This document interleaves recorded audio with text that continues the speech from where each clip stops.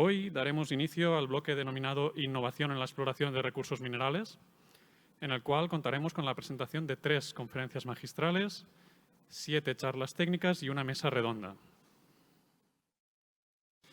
Les recordamos que algunas presentaciones serán expuestas en idioma inglés y otras en español, por lo que si necesitan traducción de manera simultánea, pues pueden acceder a los audífonos que están disponibles en el ingreso del salón principal. Bien, procedo a iniciar con la primera charla, que está a cargo de Alexandra Choque y se titula Análisis multivariado de la química de sedimentos de corrientes para una mejor detección e investigación de anomalías.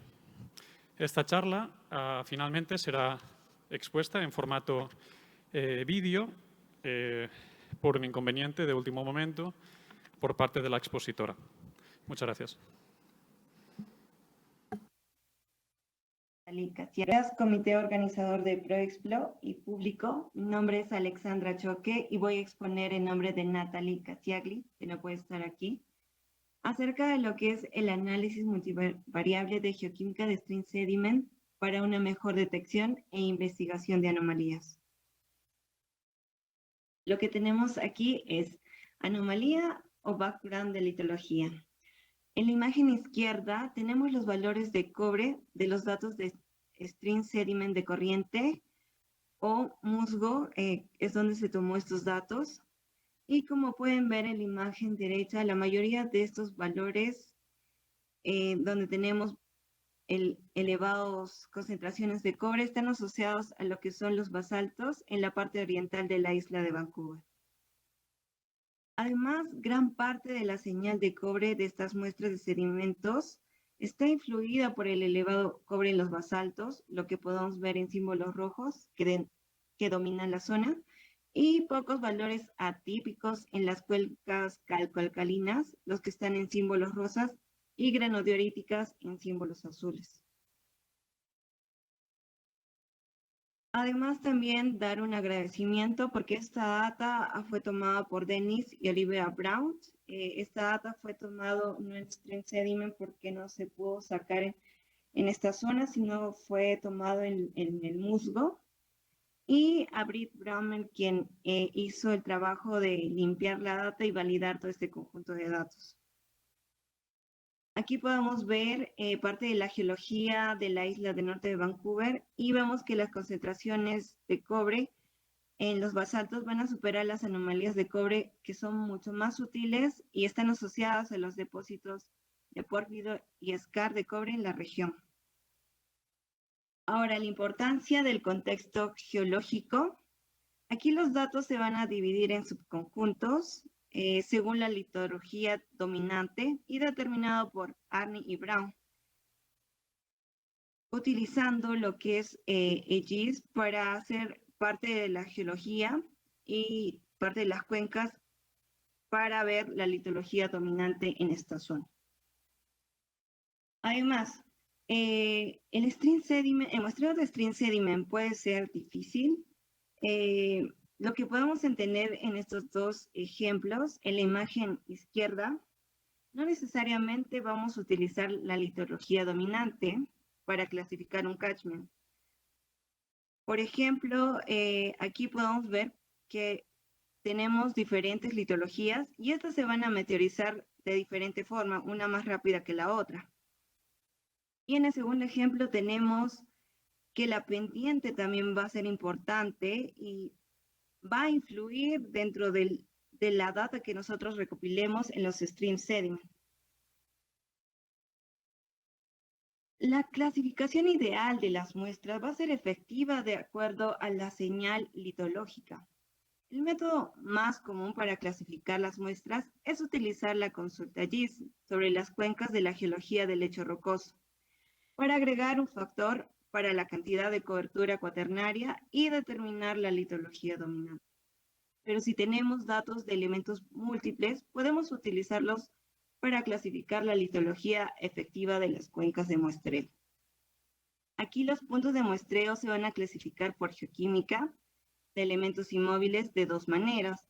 Los 3 primeros componentes principales se van a cuadricular y lo que nosotros hacemos un análisis por RGB y estas muestras se van a clasificar mediante un agrupamiento de K-means para los componentes principales.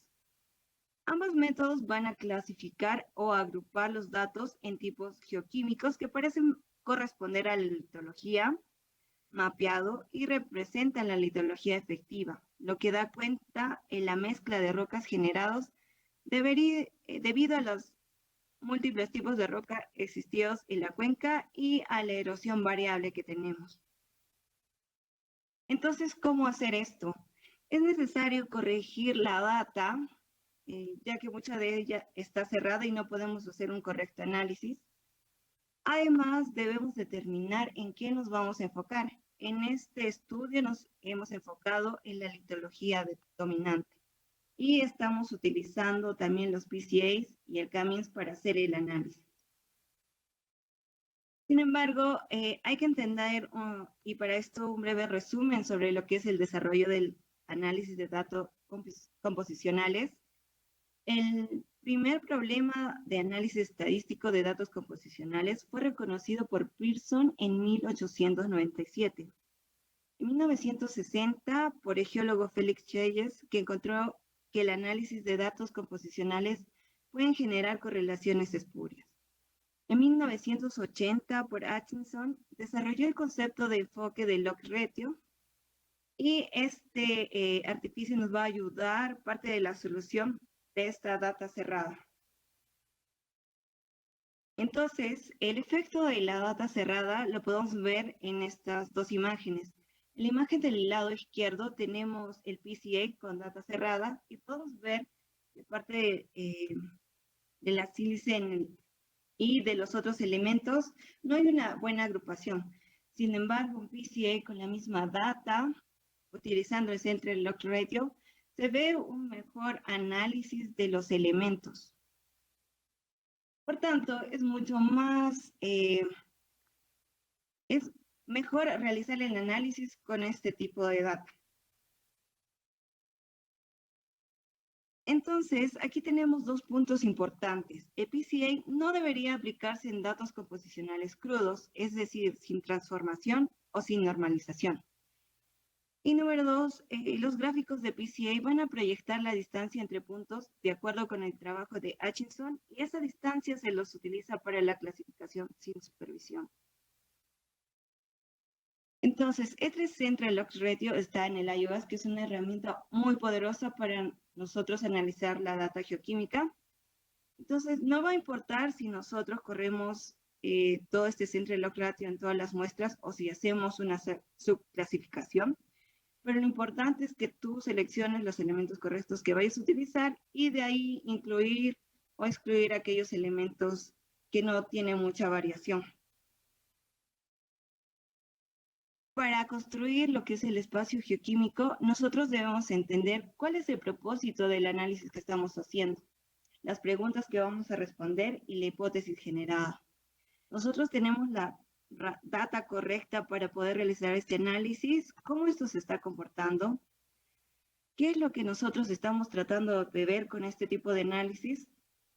Hay algunos de esos procesos que van a variar, qué estamos viendo, y sobre todo generar lo que son subcomposiciones y subsets.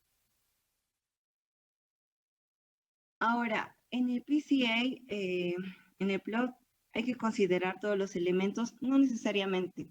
Si nosotros estamos haciendo un análisis por litología, es mejor no considerar aquellos elementos de minimización, porque nos va a facilitar hacer un mejor análisis de todos ellos.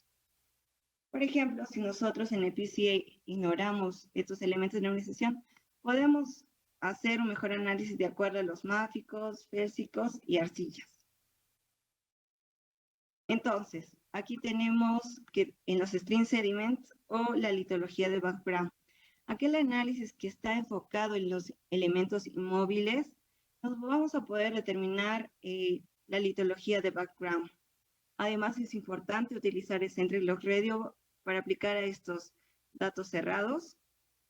Y después que nosotros realicemos el PCA, podemos aplicarlos para aquellos tipos de rocas dominantes como las granoderitas, las calcalinos o los basaltos.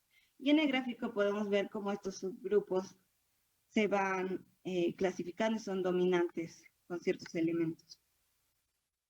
Para mapear los principales componentes también utilizamos el RGB, ese es mucho mejor visualizativo y podemos ver las diferentes litologías dominantes. Para el CAMIN, que es una clasificación no supervisada, es importante saber qué número de clúster vamos a utilizar. Para ello, nosotros hemos simplificado en 5 clases geoquímicas.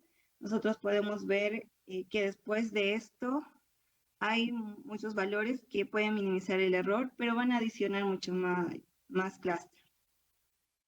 Ahora es importante que tú elijas el método de detección para tu anomalía y puedas separarlo esto a diferentes clústeres. Te va a dar un mejor análisis de la data y un mejor entendimiento. Finalmente, agradecer al ProExplo y también a Denis Sarne y Olivia Brown, quienes recopilaron la data, a Britt Pamel, quien se encargó de limpiar toda esta data y validar, y sobre todo a Natalie Casiagli, que se encargó de esta presentación. Entonces, si tuvieran cualquier duda, por favor, escribirle al correo que ven ustedes en pantalla. Muchas gracias. Muchas gracias, Alexandra. Reitero, se invita a los participantes que deseen realizar preguntas, escriban un correo a Natalie, como estaba en la última diapositiva, por si acaso lo vuelvo a repetir, sería natalie.caciagli@bhp.com.